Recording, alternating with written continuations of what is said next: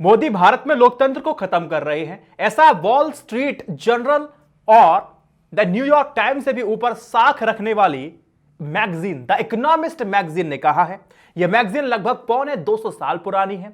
इस मैगजीन में आर्टिकल छपा है जिसमें कई सारे मुद्दों को लेकर क्रिटिसाइज किया गया है और चिंता को व्यक्त किया गया है। तो आप सभी को याद होगा, लोकसभा चुनाव से पहले मोदी डिवाइडर इन चीफ के नाम का एक कवर पेज आया था, बहुत बातें हुई थी, कई सारे लोगों ने विश्लेषण दिया था, बाद में सारी चीजें निकलती है, आपने मैंने पढ़ा था, रिपोर्ट भी किया था। तो आज जब नरेंद्र मोदी जी को कहा जा रहा है कि यह लोकतंत्र के लिए खतरा है, तो कौन कौन से ऐसे सपोर्टिव पॉइंट्स है जिसको लेकर कहा गया है। पहला पॉइंट, मोदी सत्ता के भूखे हैं, वह कानून को ताक पे रखते हैं और विपक्ष को खत्म करते जा रहे हैं। और दूसरा पॉइंट, भारत दुनिया में उन 4 देशों में शामिल हो चुका है जहां सबसे खराब हाल लोकतंत्र का है। एक भारत, दूसरा इसमें पोलैंड है और चौथा टर्की है।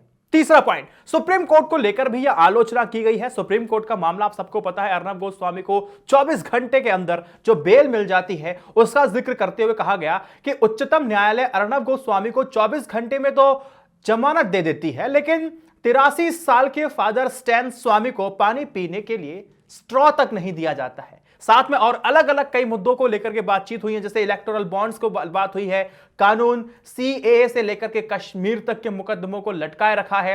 रिपोर्ट में यूएपीए, चीनी अतिक्रमण पर मोदी की नींद, चुनाव आयोग, कपिल मिश्रा, दिल्ली पुलिस द्वारा मुसलमानों की गिरफ्तारियां, कई सारे मुद्दों को लेकर के इस पे तल्ख तेवर में टिप्पणियां की गई हैं।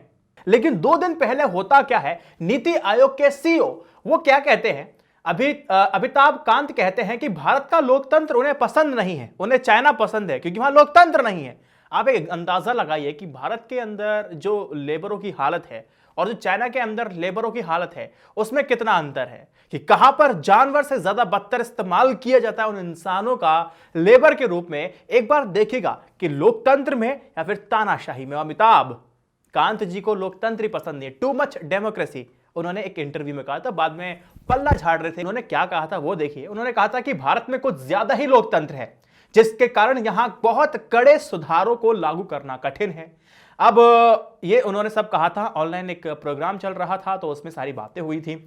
अब देखिए, आप सबके मन में सवाल आ सकता है कि ये कड़ा एक लोकतांत्रिक देश है और टू मच डेमोक्रेसी है, तो यहां पर कठोर निर्णय नहीं लिए जा सकते। ये किस संदर्भ में आप देखेंगे, समय है किसान के प्रोटेस्ट करने का, उनकी है कुछ मांगे, सरकार ने कुछ नियम लाए हैं, वो कठोर, उसको समझिए, किसान उनको कठोर समझ रहा है, एक तरफा समझ रहा है, तो इसलिए वो विरोध कर रहा है। मैंने अपनी जब पिछली वीडियो डाली थी तो उसमें कई सारे लोग मिसअंडरस्टूड कर चुके हैं कि मैं किसानों का साथ नहीं दे रहा।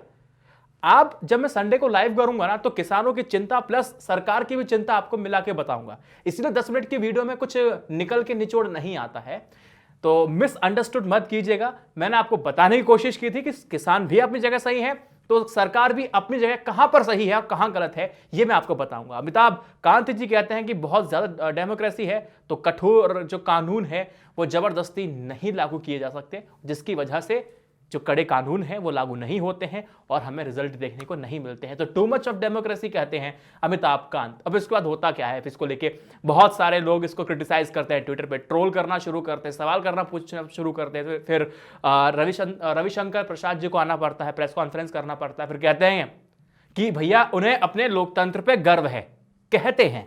अब आप मुझे एक चीज बताइए, जब आप वोट देने जाते हैं तो आप अपना रिप्रेजेंटेटिव चुनते हैं या कोई एक शासक चुनते हैं? ये कमेंट सेक्शन में मुझे आप बताइएगा।